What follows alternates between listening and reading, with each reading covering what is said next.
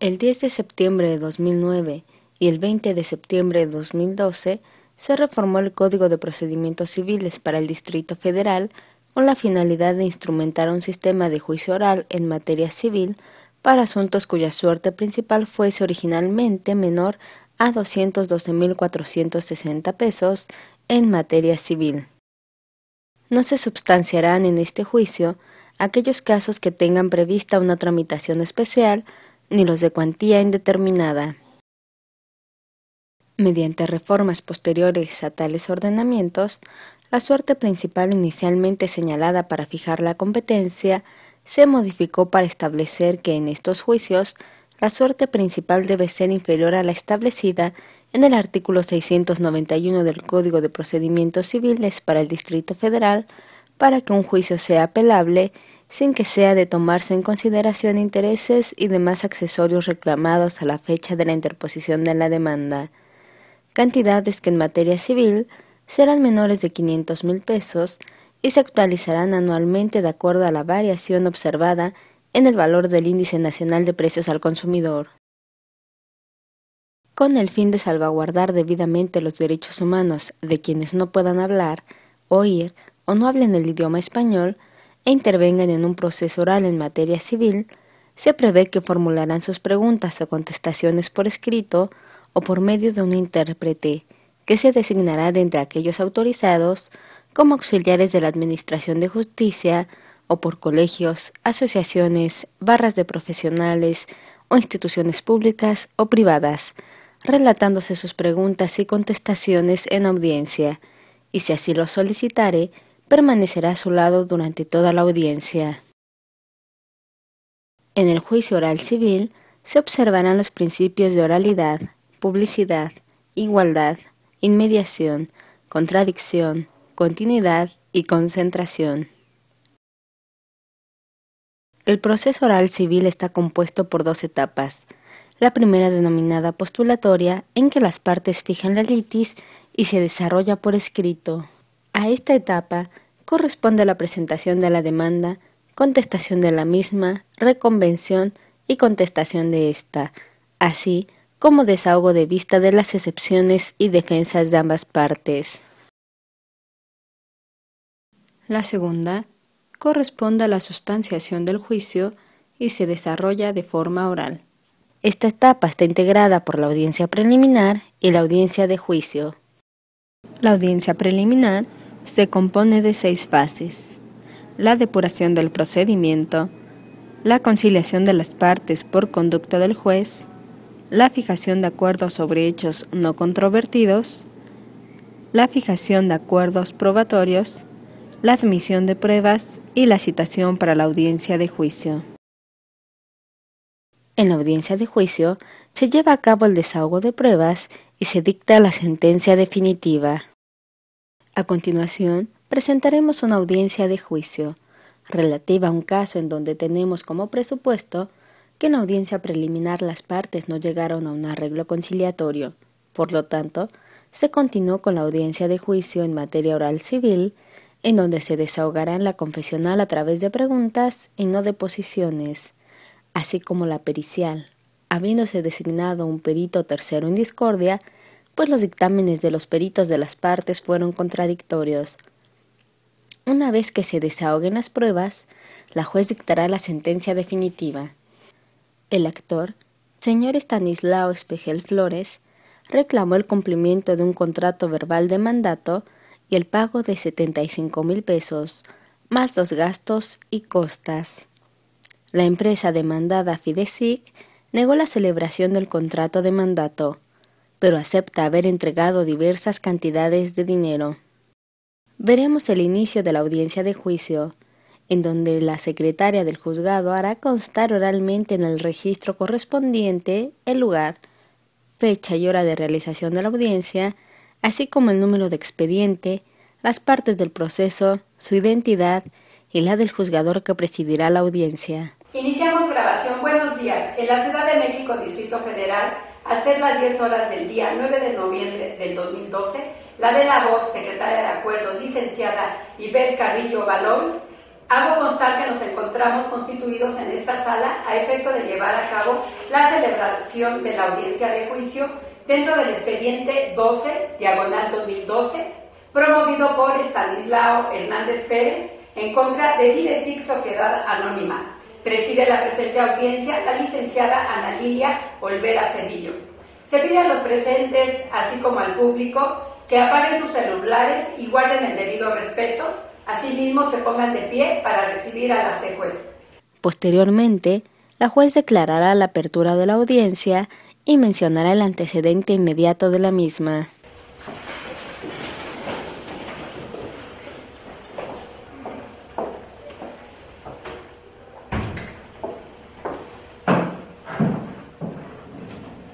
Buenos días. Tomen asiento, por favor.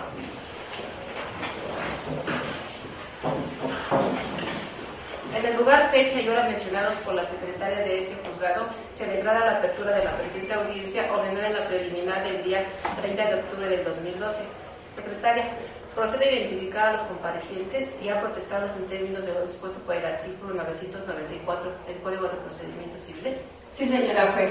Le hago saber que se encuentran presentes en esta sala el actor Estanislao Hernández Pérez, asistido de su abogado Armando Vargas Mejía, el apoderado de la parte demandada Francisco Ortiz Villaverde, asistido de su abogado Carlos Ledesma Gutiérrez. Asimismo se encuentran presentes el perito de la parte actora Fernando Ramírez Pérez, de la demandada Adriana Ramos Pérez y el perito tercero en discordia Víctor Andrade López, quienes previamente exhibieron sus identificaciones que tuve a la vista y corresponde con sus rasgos fisonómicos. Se pide a los peritos, por favor, pasen al frente para los efectos de la protesta y permanezcan de pie, así como los abogados y las partes.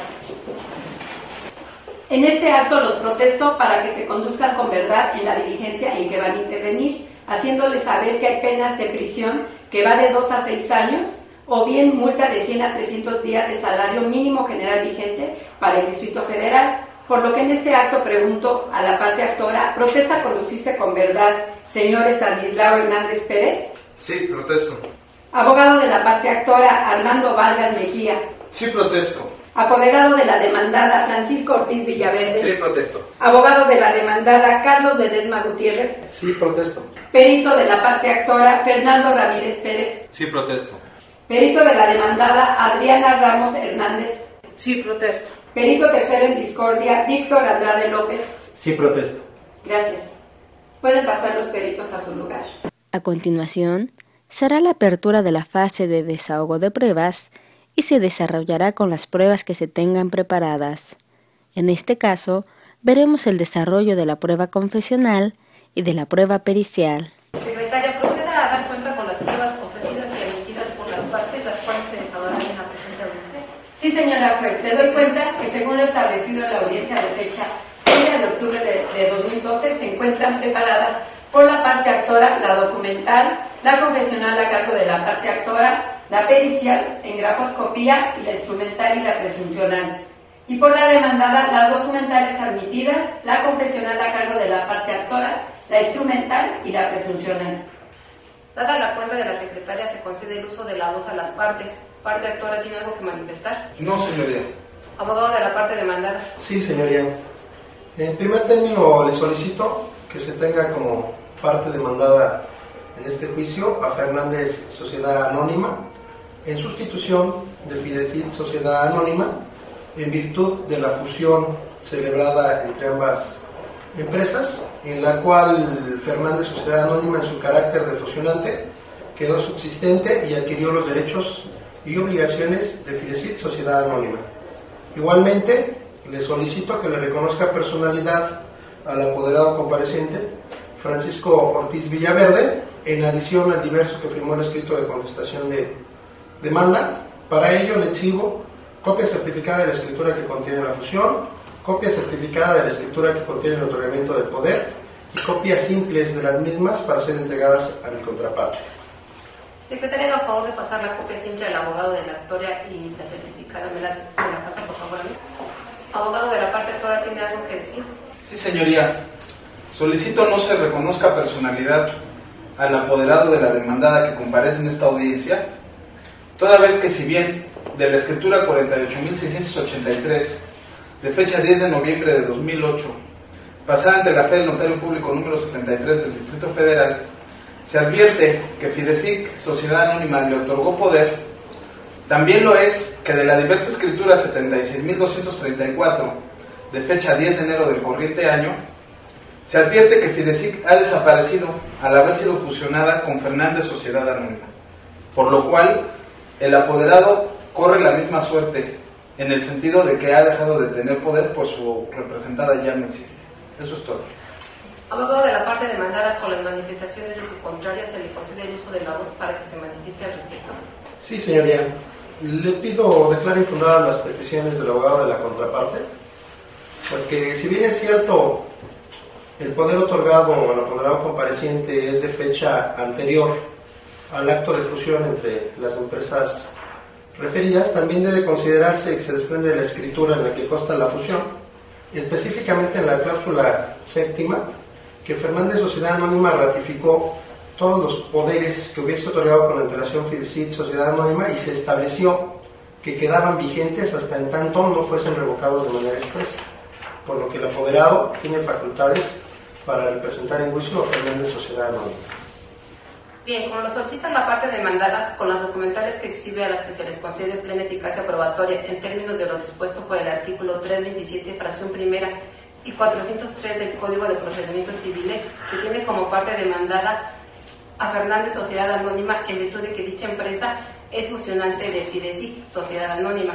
Y en relación a las manifestaciones del abogado de la parte actora, se le hace notar que en la cláusula séptima del contrato de fusión celebrado entre Fidesic Sociedad Anónima como fusionada y Fernández Sociedad Anónima como fusionante, se estableció que los poderes otorgados por la primera de las indicadas quedarían subsistentes hasta en tanto no se revocaran, y como no existe dato de que esto último haya acontecido en relación al poder otorgado al apoderado de la demandada, se declaran infundadas sus manifestaciones.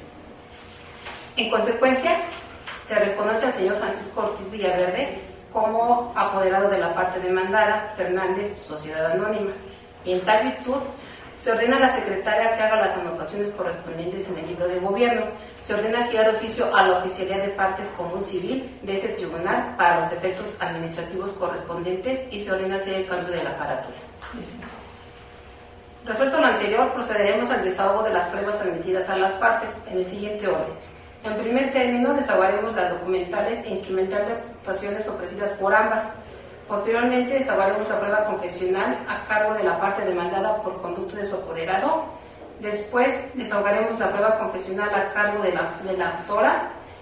Y, por último, desahogaremos la prueba pericial ofrecida también por esta última parte.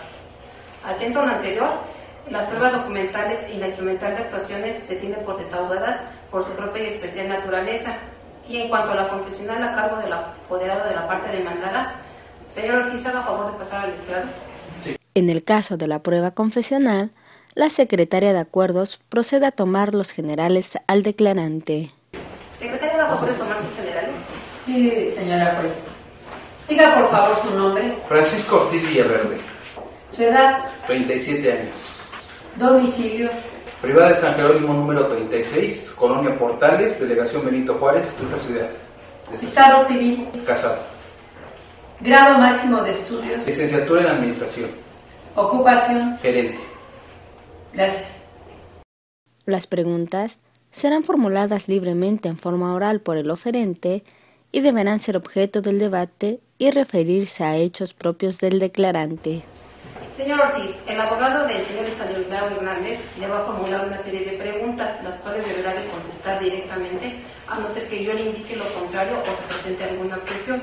Y le hago saber en este momento que no puede estar asesorado de su abogado y que en caso de negarse a contestar o de contestar con evasivas, se tendrán por cierto los hechos que se pretende acreditar con la pregunta que se le formule. ¿Tiene usted alguna duda? No, señora juez. Abogado de la parte, ¿puede iniciar su interrogatorio?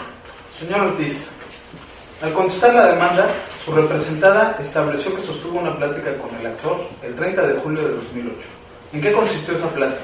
Sí, platiqué con el señor Estanislao y celebramos un acuerdo en relación a una casa en la colonia Roma. ¿En qué consistió ese acuerdo? Sí, que él daría vigilancia a la casa, pagaría el mantenimiento, pagaría los servicios de jardinería y pintura, además de que se le encargó que mandara a realizar una lona y pagara unos anuncios en el periódico. Díganos, señor Ortiz, ¿cuál fue el objeto del contrato de mandato? Señoría, me opongo a que se formule esa pregunta. La juez, simultáneamente a su formulación, calificará las preguntas, declarando improcedentes aquellas que lo fueren. ¿Los motivos de su objeción, abogado? Es porque contiene un elemento técnico que el declarante no está obligado a conocer y entender. Me refiero en específico al concepto jurídico de mandato. Abogado del actor, ¿tiene algo que decir? Sí, señoría. Los hechos controvertidos versan precisamente sobre la existencia de un contrato de mandato, por lo cual considero que la pregunta debe realizarse.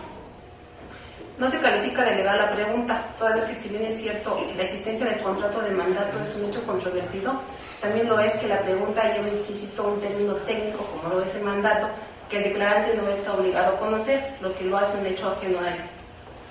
Continúe con el interrogatorio, abogado. Señor Ortiz, de los trabajos que encomendó su representada al actor, ¿considera que se deriva la existencia de un contrato de mandato? Señoría, me opongo a que se formule. ¿Quiere el motivo de su objeción?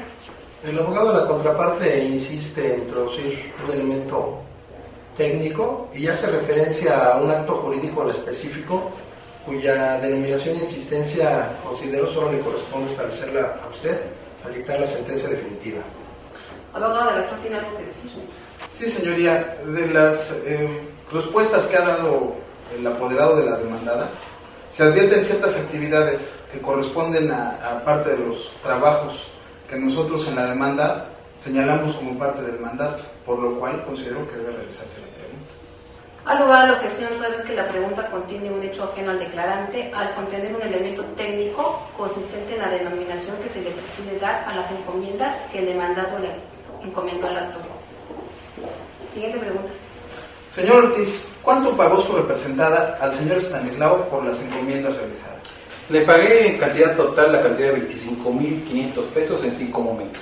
¿A qué momento se refiere? Fueron 4 pagos en el año 2008 y un último pago en el 2012. El primero fue el 5 de agosto por la cantidad de 4,000 pesos. El 30 de septiembre por la cantidad de 6,000 pesos. El día 4 de octubre por la cantidad de 10,000 pesos. Y un cuarto pago el 13 de diciembre por la cantidad de 2,500. Y el último pago que se realizó el 15 de enero de 2012 por la cantidad de 3,000 pesos. Señor Ortiz, díganos qué relación guardan esas entregas de dinero con las actividades encomendadas. Bueno, de los 4,000 pesos que le pagué, era para que se realizara la vigilancia de la casa. De la cantidad de los 6,000 pesos fue para pagarle al pintor y al jardinero. De los 10,000 pesos fue para que se pagaran 3 anuncios en el periódico. Y de la cantidad de 2,500 fue para la elaboración de una lona. Y los últimos 3,000 pesos fue para que el pago finiquito. Señor Ortiz, ¿cuál fue el texto que su representada ordenó al actor pusiera en la manta que fijó el Señoría, me opongo a que se formule esa pregunta. Señale las razones por las que se opone. El contenido de la manta es completamente irrelevante para la litis de este juicio. Abogado de la parte actora, ¿tiene algo que manifestar? Sí, señoría. Precisamente se reclama en este juicio el pago de diversas encomiendas, entre las cuales está la colocación de una manta en el inmueble para su venta, por lo cual su texto es trascendente para la litis. No ha lugar a la objeción, toda vez que el contenido de la manta sí es un hecho controvertido, como se advierte de los hechos 1 y 5 del escrito de demanda y su contestación. Señor Ortiz, haga favor de contestar la pregunta. Se le ordenó al señor Estanislao que el texto de la manta sería: se vende casa, excelente ubicación y el número de celular. Ese celular que refiere el señor Ortiz, ¿a quién pertenece? Al señor Estanislao. Señor Ortiz, díganos, ¿cuál fue el objeto de que su representada ordenara al señor Estanislao poner esa manta en el inmueble? Para la venta de la casa. Señor Ortiz, díganos, ¿cuál fue el texto que su representada ordenó al actor poner en el anuncio del periódico? Se vende casa, buena ubicación, calle Morelia número 10, Colonia Roma, Delegación Cuauhtémoc. ¿Y cuál fue el objeto de que su representada le diera esa encomienda de poner el anuncio al actor? Para que vendiera la casa de mi representada. Díganos, señor Ortiz, ¿quién promovió la venta del inmueble de su representada? No lo sé. Señoría, Solicito ser efectivo el apercibimiento al declarante que se le hizo al inicio del desahogo de esta prueba, en el sentido de que no conteste con la evasiva no lo sé, ya que al hacerlo está evadiendo a contestar. Por lo que solicito se tenga por cierto el hecho que trato de demostrar con esta pregunta consistente en que quien promovió la venta del inmueble fue mi representante. Tiene el uso de la palabra, abogado. Sí, señoría, le pido que niegue la petición del abogado de la contraparte, porque resulta evidente que con el desahogo de la prueba no se le puede extraer al apoderado información que desconoce, toda vez que la supuesta venta final del inmueble no es un hecho comprometido, jamás le fue informado eso la parte actora a la parte demandada, y en todo caso, si realizó esa venta es un acto ilegal porque carecía de facultades para ello. Señor Ortiz, le recuerdo que está percibido que para el caso de no contestar las preguntas que se le formulan o de contestar con evasivas, como lo está haciendo en ese momento al decir no sé, se tendrán por cierto los hechos que se pretende acreditar con la pregunta que se le está